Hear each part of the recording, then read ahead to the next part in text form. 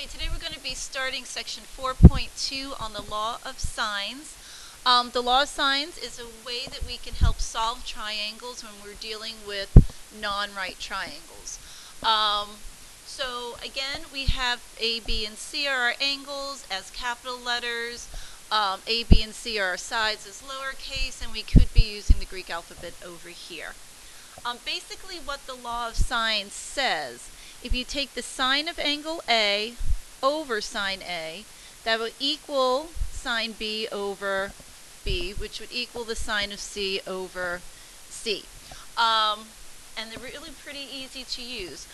We will use these, the law of sines, when we're given an angle side or an angle side angle case.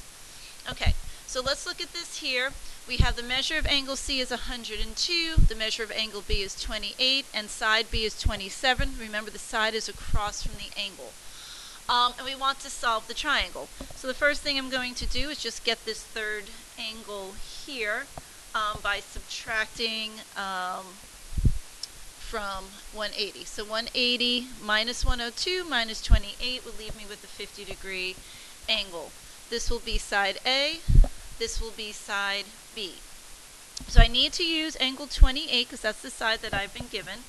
So I know that the sine of 28 over 27, and let's say I want to find side, that would be C, side C over here.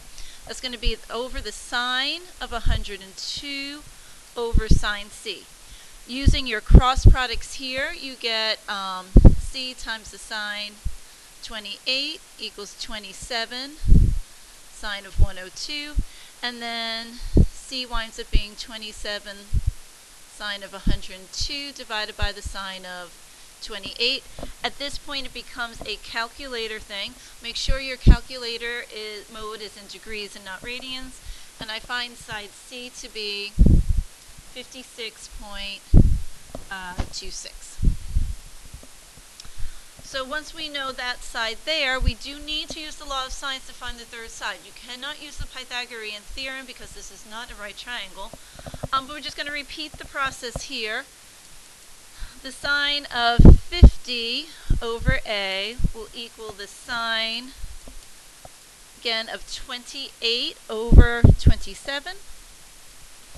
And then again, using all our cross products, we get A to be 27 sine 50 divided by the sine of 28, and that turned out to be about 44.06. So now we've solved our triangle. We have all three sides and all three angles. So that's an angle side case. Angle side angle is another opportunity where we will be using the law of sines to figure things out. I'll just change colors here.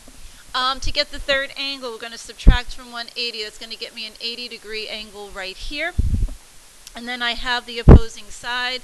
This will be side B. This will be side A. The setup for this one here, the sine of 80 over 12. And let's say we want to find side, we'll do sine of 66. Over A. So A will wind up being, I'm going to multiply this way, 12 sine 66 divided by the sine of 80. So A winds up being about 11.13. And then we can find side B over here. Let's use these again. So again, the sine of 80 over 12 will equal the sine of 34 over B, using our cross products this way, sine 34 divided by the sine of 80, and that's going to get us about 6.81 for B. And again, we solved our triangle. We have all three sides and all three angles. Okay, so let's take a look at these next problems. Sometimes we'll be asking you to draw the triangles, so you can just draw them any way you kind of see fit. draw this like this. Let's say I got A, I got B, C. It's telling me angle C is 100 degrees, angle B is 34 degrees, and side B is 8. So this is an angle, side, and that's when we use our law of sines. To find the third angle, we subtract from 180, so we'll be getting 46 for angle A. And then let's go ahead using the law of sines to figure out, we need to still figure out side A and side C. So the sine of 34 over 8 will equal the sine of 100 over C, because they're opposite each other there. Multiplying going this way, so C is going to equal 8 times the sine of 100 divided by the sine of 34. Again, calculator work at this point, so C winds up being about 1409. And then we'll do the same thing to find side A. So that would be the sine of 34 over 8 will equal the sine of 46 over A. Multiplying going this way and dividing by the sine of 34. And A at that point turns out to be about 10.29. Okay, let's take a look at example 4. Again, we're just kind of looking at triangle ABC. There's no really correct way to write these. You can put them any way you want. Angle 1 is 51 degrees. Angle B is 44 degrees. And it's telling us side C is 11. This is an angle side angle case. And that's when we use our law of sines. This will be side B.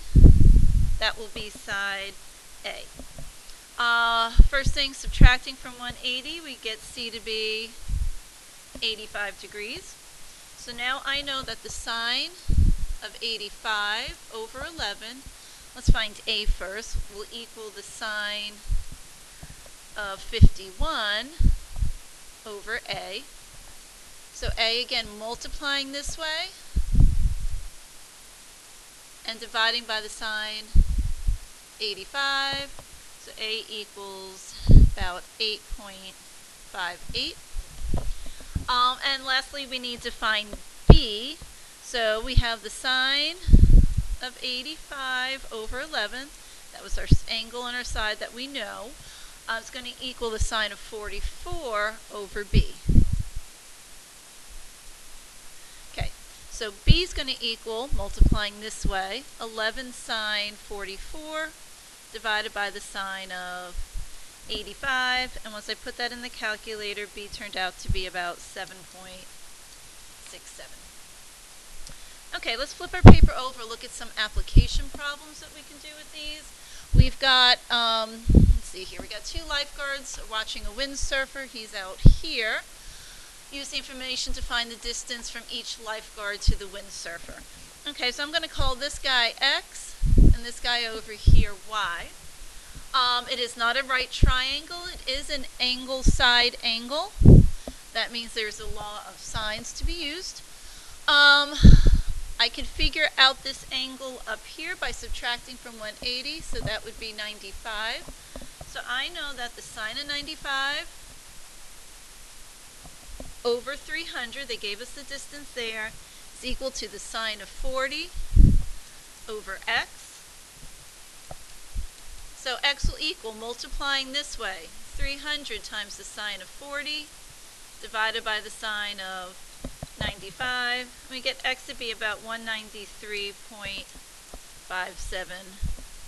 feet. Now we're going to do the same thing, except we're going to be using y. So it would be the sine of 95 over 300. Now will equal the sine of 45 over y. Cross products this way will get us 300 times the sine of 45 divided by the sine of 95, and y turns out to be about 212.94 feet. Okay, let's look at the next problem. We did one similar to this using right triangle trig, but we're going to use law of sines in this case. So we're trying to measure the height of the mountain. Surveyor's taking two positions here, one here with a 47-degree angle of elevation, one over here with a 35-degree angle of elevation up here. The distance between the two transits was 900 meters, and the transit is also 2 meters high. So once we find the height, we do need to remember to add these 2 meters on there. So the first thing I'm going to do is find this angle C. It forms a linear pair, a straight line right here with 47. All straight lines add up to be 180 degrees. So this guy winds up being 133 degrees. And then subtracting from 180, we get 12 over here. I definitely want this angle using the law of sines because it's across from a distance that I know. This is using long sides here. Okay, so we got the two angles here. So the first thing I'm going to measure, I want to get this piece out here, C. So I'm going to get the sine of 133 over C is going to equal the sine of 12 over 900. So again, C is going to equal 900 times the sine of 133 divided by the sine of 12. And when I get that, I get C to be about 3,165.86. So 3165.86. Okay. So now I want to figure out the rest of it here. Now I'm going to use the sine of 35 to figure out B over here. Now we're dealing with a right triangle as well, so I can go back into SOHCAHTOA. So this is the opposite side. I know the hypotenuse, so I'm going to say the sine of 35 is going to equal the opposite side, which we're calling B, over the hypotenuse of 3165.86. Multiplying these two guys together, we get B to be about 1815.86, but we do need to remember to add the height of that transit onto it. So the mountain's about 1,817.86 meters. Okay, and the last problem here is going to be similar to the one on the top of the page with the lifeguards, just kind of working in parts a little bit. We've got a navigator for ship at sea, spots two lighthouses, so one at point Q, one at point P. We know that they are 3 miles apart total. She determines the angles here to be 35, this one to be 15. The first thing they want to know is how far is the ship from lighthouse A and B, although they are called P and Q. Let's make this A and this guy B over here. So I want to know how far away that is here. Now if I add these two guys together, we get a 50-degree angle, so I can use the law of sines to help me figure this out. So I could say the sine of 50 over the known distance of 3 miles is going to equal the sine of,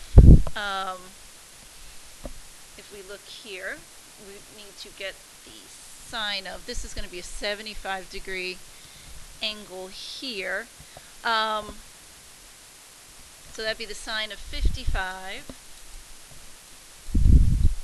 over x.